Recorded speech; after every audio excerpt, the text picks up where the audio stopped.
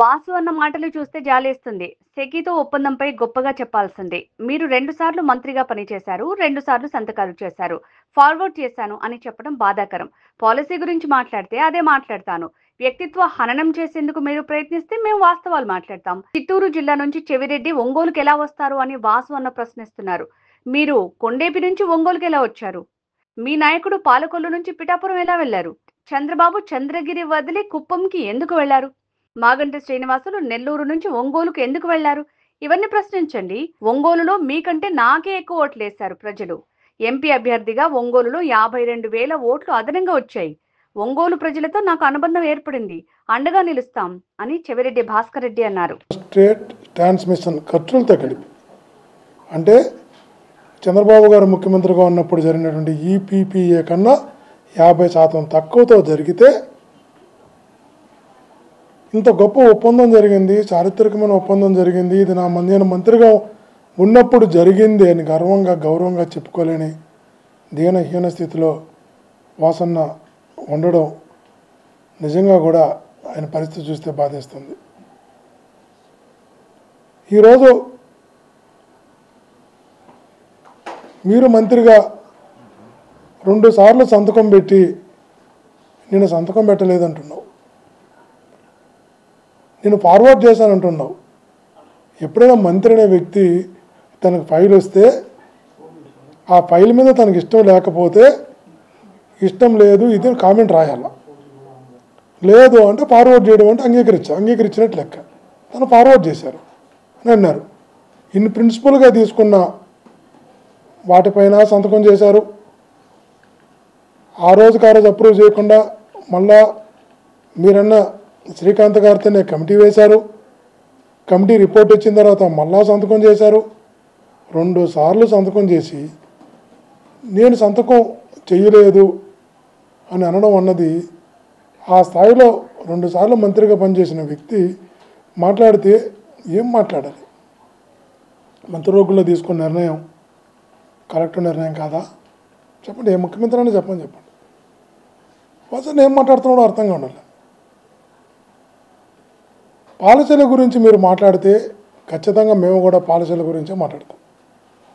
నువ్వు మా నాయకుడి గురించి వ్యక్తిగతంగా మాట్లాడినప్పుడు అదేవిధంగా మేము కూడా మాట్లాడడం జరుగుతుంది. నువ్వు పర్సనల్గా వ్యక్తిత్వ హననం మా నాయకుడికి నువ్వు చేయాలనుకున్నప్పుడు ఎవరినో మరలా చెప్తున్నా, ఎవరో మెప్పు పొందడం కోసం, ఎవరినో మెప్పించడం కోసం ఏదో ఒక రకంగా వాళ్ళందరికీ దగ్గరై అక్కడ ఎదగడం కోసం మీరు మా నాయకుని వ్యక్తిత్వ హననం చేయడానికి ప్రయత్నిస్తే, స్వార్థంతో మీరు చేసినప్పుడు, స్వప్రయోజనాల కోసం మీరు చేసినప్పుడు, ఆరోపణలు చేసినప్పుడు వాస్తవాలు మాట్లాడకుండా మేము ఎలా ఉంటాం వాసన్న? ఒక్కసారి ఆలోచించు. మీరు చెప్తున్నారు, ఒక మాట అంటున్నావు, చెవిరెడ్డి భాస్కర్ రెడ్డి చిత్తూరు నుంచి వచ్చారు అని. నేను అడుగుతున్నా, చిత్తూరు నుంచి ఒంగోలుకు వచ్చారని.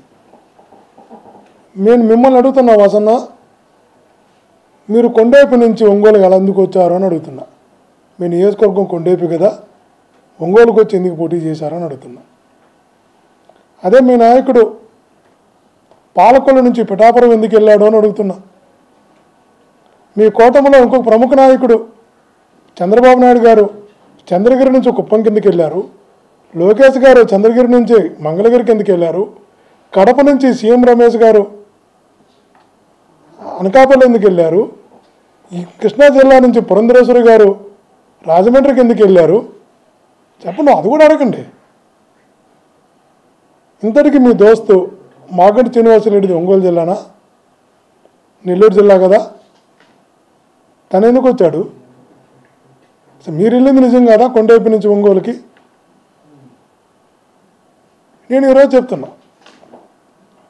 జగన్మోహన్ గారు నన్ను ఒంగోలుకి పంపించినప్పుడు ఎంపీగా పోటీ చేయమని మీతో పాటు అందరూ అన్నారు. మాగంటి శ్రీనివాసరెడ్డి గారికి వైఎస్ఆర్సీపీకి ఎమ్మెల్యేకి ఓటేస్తే ఎంపీకి వైఎస్ఆర్సీపీ వాళ్ళు కూడా మాగంటి గారు ఓటేస్తారని చెప్పారు. మీతో పాటు అందరూ చెప్పారు. మీరు మా ప్రముఖ మీరు కూడా అన్నారు. అంటే ఎమ్మెల్యేకి మీకేస్తే ఎంపీకి క్రాస్ ఓటింగు మాగంటుకు పడుతుంది అని మీరు కూడా అన్నారు. చివరికి మీరు పోటీ చేసిన ఒంగోలు అసెంబ్లీలో కూడా మీకు ఎన్ని ఓట్లు వేస్తారు అన్ని ఓట్లు నాకేసి మీకన్నా అదనంగా 4,300 ఓట్లు సుమారు అనుకుంటా నాకు ఎక్కువ వేశారు ఒంగోలులో వాసన మీకు వచ్చిన ఓట్ల కన్నా నాకు ఎక్కువ ఓట్లు వచ్చాయనే విషయం మీకు తెలిసే ఉంటుంది అనుకుంటా. పార్లమెంటు మొత్తం మీద మాగంటి శ్రీనివాసరెడ్డి గారికి వచ్చిన ఓట్ల కన్నా సుమారు 52,000 ఓట్లు ఎంపీగా నాకు అదనంగా వచ్చాయనే విషయాన్ని మీరు గమనించాలి, అంగీకరించాలి వాస్తవం కాబట్టి.